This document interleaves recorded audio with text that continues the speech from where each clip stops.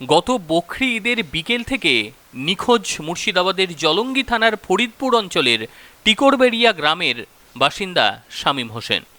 পরিবার সূত্রে জানা যায়, হারানোর সময় তার গায়ে ছিল গেঞ্জি, সাদা প্যান্ট পরনে ছিল, মুখে হালকা দাড়ি রয়েছে, গায়ের রং ফর্সা, উচ্চতা 5 ফুট, শরীর স্বাস্থ্য ভালো।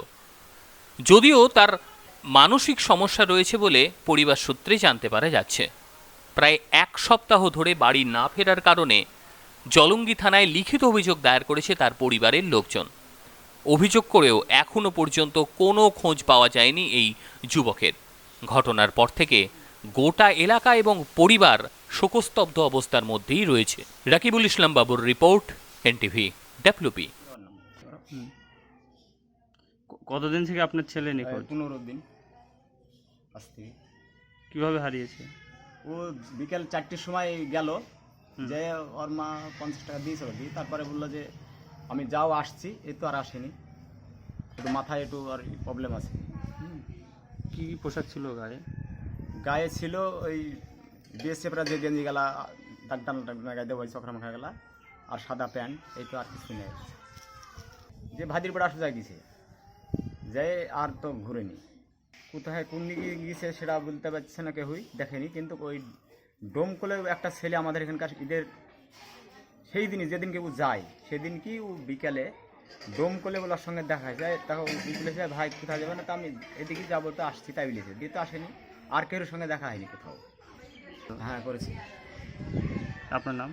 আমার নাম বাবুর আলী, বাড়ি? বাড়ি কলিকাহারা।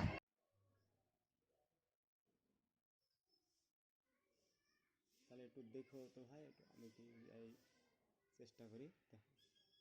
ওই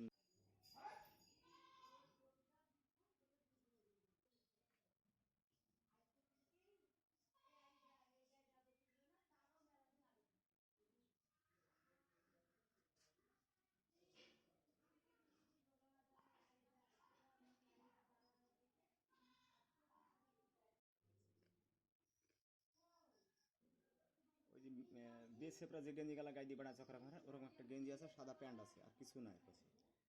এ এমনই মাথার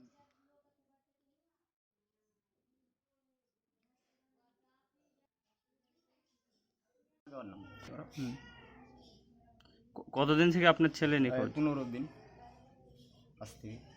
কিভাবে হারিয়েছে?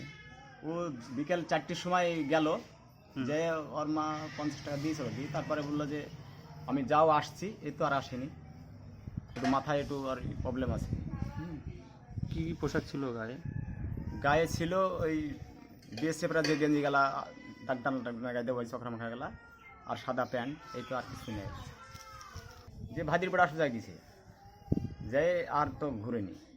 কোথায় কোন দিকে গিয়েছে সেটা বলতে পারছে না, কেউই দেখেনি। কিন্তু ওই